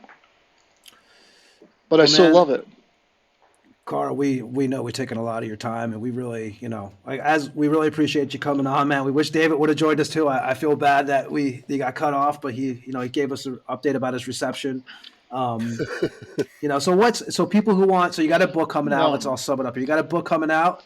The new Rods record's out on Friday. So a couple days for that. Where can people find your links at, and, wherever they're looking for? Probably the easiest would be therods.com, but also Carl Canedy on Facebook. was probably the easiest way to contact me. But any of those, rods.com or Carl Canedy on Facebook is a good way. Okay, yeah, and the first full length in 5 years, right? This one, Rattle the Cage, out on Massacre Records.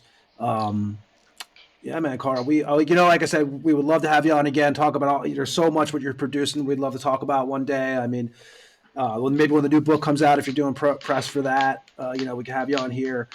But man, we really appreciate you coming on.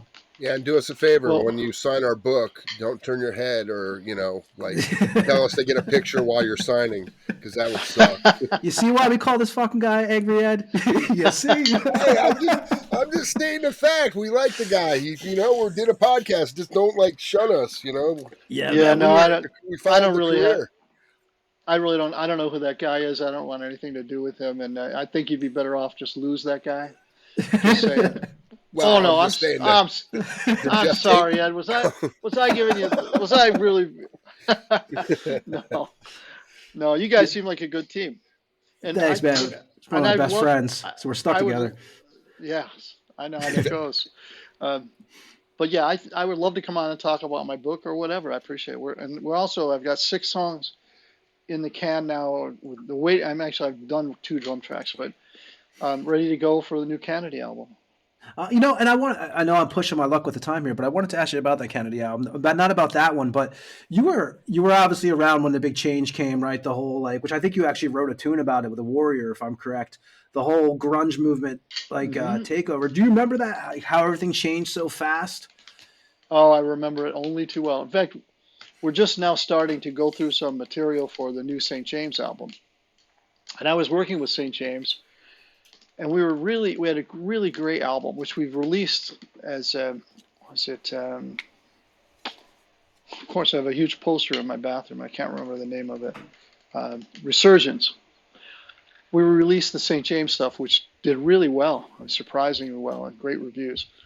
But they had that album ready to go, and I was shopping it, and we were getting nowhere. And suddenly, grunge hit, and suddenly all the guitar solos gone. No more guitar solos. Oh, you have a guitar solo? Incorrect.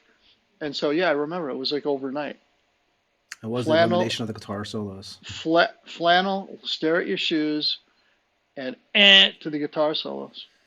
And a lot of the bands, right, were starting to get by the flannels and trying to move out to Seattle and stuff like that. Did you see a lot of that, or was that kind of? You always see that. That's one of the things I'm most proud of about the Rods. Like, for the most part, we didn't chase trends. We are what we are, and if you like it, great. We appreciate it.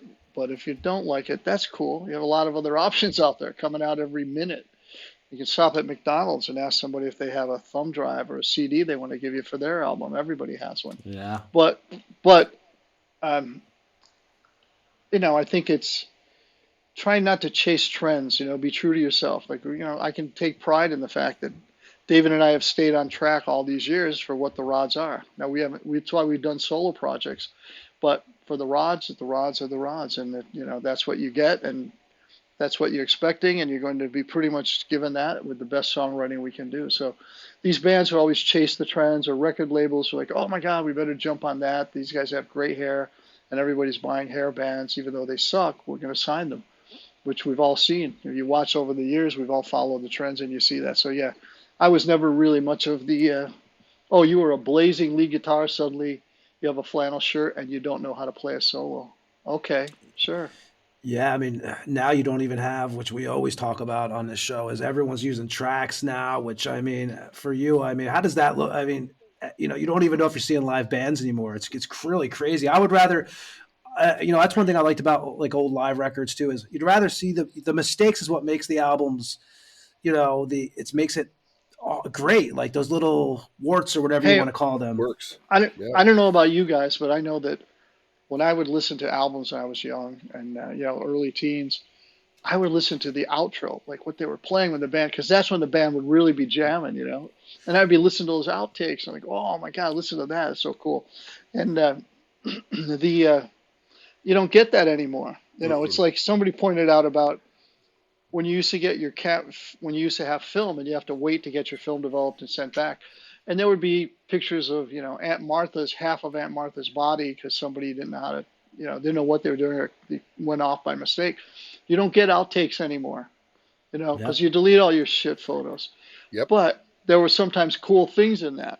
It's the same with what you're talking about when you play live. And there's a magic that happens when the band's playing together. And, those days are pretty much gone for most bands. And, it's remote recording. And then, of course, it's put it on the grid, which I hate. And, I'd rather have the natural feel so you can tell if somebody's like, how do you know? I remember reading an article about with somebody who said, what do you think of this drummer or that drummer, one of the great drummers? And he said, how do you know? Between, beat detecting, quantizing, triggering, how do you know who's a good drummer? Like, Yeah. it's so true. That's True.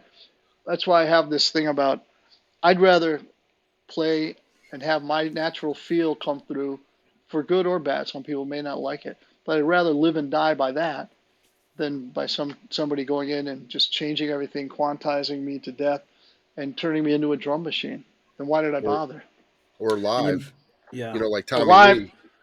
Like Tommy Lee, where he goes to start, he's not even on the drum kit, and you hear tss, tss, tss, tss, and he's nowhere near the kit, and you're like, what the fuck is that? And it makes you wonder how much of that show is, and of course Mick Mars spilled the beans on that, but the object of a live show is the train wreck, because if it happens, you were there to see the train wreck. And it's worth it. That's right, and that's so true. And more I'm hearing like about this is being done.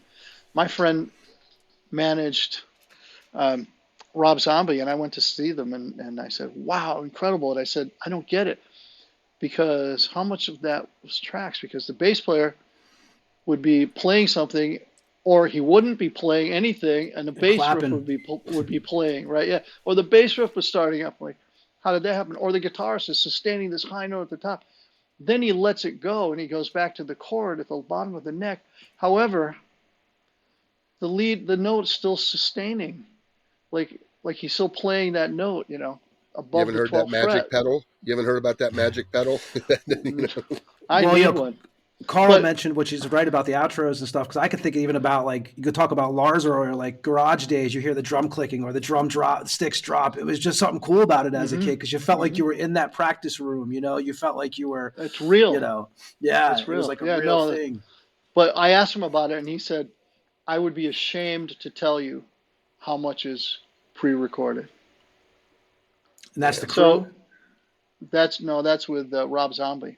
Oh yeah. This was several years ago, but also I had heard that Jeff Tate had auto tune on stage he was singing with, and just like people, and it's a tool, but I blame it on a lot of things, and a lot of it is that it's a demand for that consistent performance. I think it's just like the way now on my solo album, I wouldn't do this. I asked not do this. I don't want this, where you maximize compression. So there are no peaks, there's no dips. Like in the old, you'd have a recording, it would go really low and be very quiet.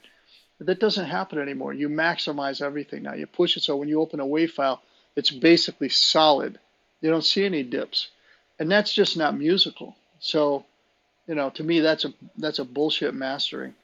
But nonetheless, that's how it's gone. And I think a lot of the audience are so used to hearing program music that hearing that groove, like blues and jazz guys and that whole thing, it's just not in their ears. They don't understand it. So to play live and hear that, like some of those bands from the 60s and 70s, I don't know how, like, unless they already had a fan base, how well they would do now. Like even like Deep Purple, they don't trigger anything. They don't sample anything. These guys are real musicians who can actually can play. Actually, when the count off goes and that Tommy Lee 1, 2, 3, 4 thing happens, real musicians will then play it from the beginning to they'll actually end together.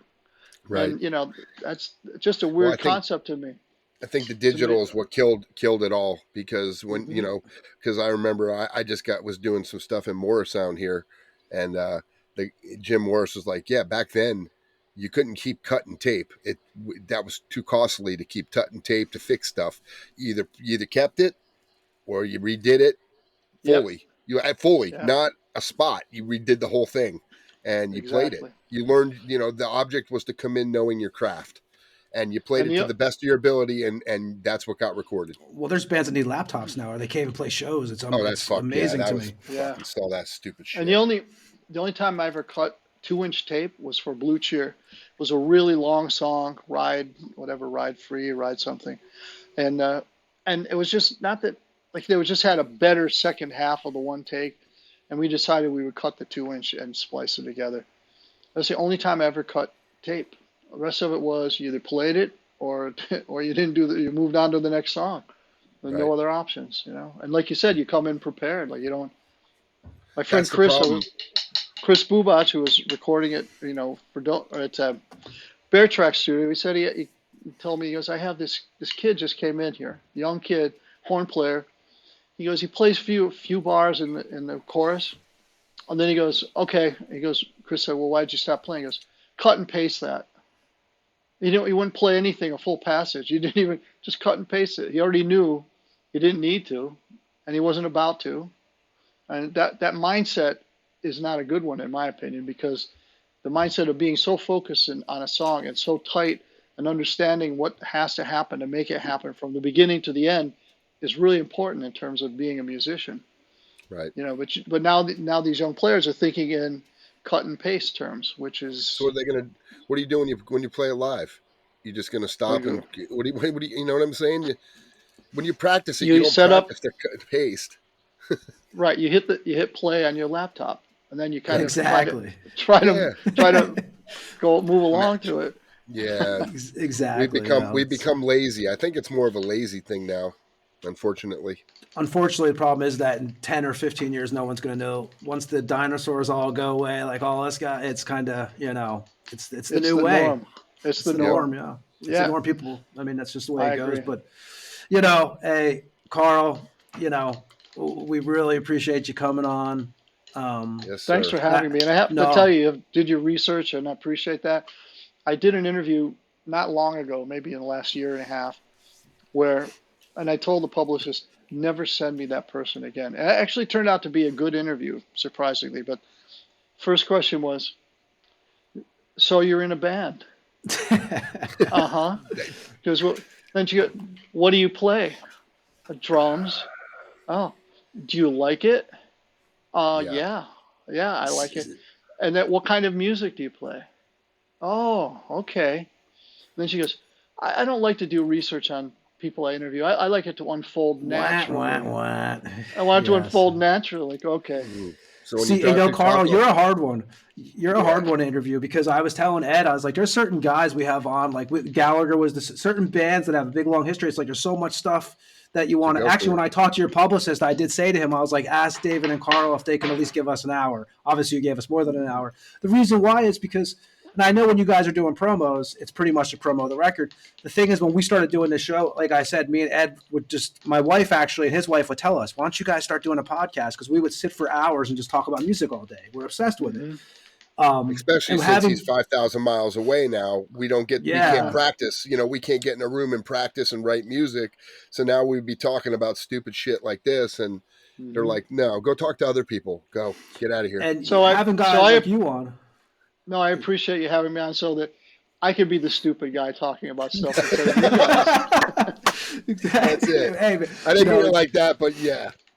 My wife's a Swiftie, so she don't know any better. Oh no, yeah. See, with bands like you, with the Rods or Raven, whoever, these bands that there's so much things that as fans we want to ask that we don't want to, you don't want to piss off the guy on, because we know that they want to talk about the new songs, but for like going back to the liner note thing, there was years when I was a kid, I'd be like, 14 smoking a joint, being like, man, if I could ask this guy this, I would. So that's what I do on this show pretty much. And I appreciate you giving us so much time, because, I know it's a kind of a long show, but we, like I said, man, we really appreciate it. Actually, one thing I didn't mention, I wanted to mention that I do love a story that I heard about you, Carl, is maybe you could share it on the way out before we disconnect, is that the drumstick story when you played with Blue Oyster Cult, how you had this, which as a fan, you see these shows, you're like, and I even thought to myself, and I'm not even a drummer, man, it must be cool at the end of the show to toss your fucking drumsticks out there and have all these people want them.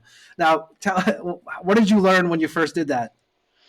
Well, it was the first arena show we'd ever played, and so at the end of the show, the crowd's really very receptive. It was Binghamton, New York. It was a hometown kind of crowd. So I go out there and I take my sticks and I'm whip it out to the crowd like I see all these other drummers do, whipping it out there. And I'm like, yeah, that's the best. Great feeling. I had to throw my drumstick, and I whipped them out there, like spinning end over end. I'm like so cool. And so I get off stage and I'm euphoric. Great show, and I got to whip my drumsticks out to go in the front of the stage, and just like all the other idolized drummers do. And they come off stage, and I hear, "Don't ever do that again. That could be a lawsuit." and I was crushed. I was like euphoric. I went to the like, oh my god. Then now I'm picturing somebody with a drumstick wedged into their skull. You know. These days you can see that. What Metalocalypse. didn't someone they sued us McDonald's once for the coffee being hot? So you never know. so I guess it is but yeah, I'm glad you got to tell that story because I forgot to almost ask you that one. But yeah, Carl, man, we would love to have you back on, and we appreciate it. And we're sorry that Dave lost connection. But no, he's a smart guy. Don't kid yourself. Yeah, the trees. he's at the What beach was right it? now. What was it? Oh The wait, the trees. connection. My connection's a little iffy. What, like if the wind blows or wait, Yeah. my wife turned Yeah. on the coffee maker. Something I got happened. I got don't this know, new sorry. I got this new Verizon FiOS, and they do. Yeah, man. But we really appreciate it. New album's coming out, Rattle the Cage, in a couple of days, probably by the time you guys hear this. Yeah, man. And Ed, where can you find us at if you want to hear? Spotify, Apple, Amazon, YouTube for sure, because for some reason people seem to like this on YouTube. That's like our Vanna White. Go ahead. Yeah, man. I'm turning the letters right now. Facebook and Instagram for sure. And the Tampa Morgue at gmail.com. There you go. And Carl, looking forward. Like I said, new album's killer. We have heard it already. Thanks again for coming on. Looking forward to the book. Love to get you back on here when the book's out. And any last words to the Tampa Morgue listeners? You know, we have our new video coming out, which should be out Thursday or Friday. So there's a brand new video coming too. So that should get us an extra 2 weeks. The negative Tampa Morgue show. It's all. I love this We bring shit. Carl on. We're like, well, how does it feel? You got 2 weeks. Well, thanks for It's having me on. it's like milk. You got a 2-week shelf life. Exactly. Yeah. So anyway, no, you can, and again, I always say this, like, we go to Australia. I'm hoping to meet a lot of Australian fans. We've had a lot of response from them, but it's always that way. You can approach us. We promise we won't be Tommy Aldrich to you. Koalas are welcome. Yes. Coming home. That's exactly. Thanks, everyone, listening to the Tampa Morgue. Carl, we'll say goodbye to you after the show ends. We want to thank everyone for listening, as always. Me and Ed will probably be back on Sunday. We have a few guests coming up at the end of the month that we'll announce this weekend, too. And like I said, Rattle the Cage, Massacre Records, The Rods, first album in 5 years. Killer record. Check it out. And we shall see you next week. Thanks for listening to the Tampa Morgue. See ya. Peace.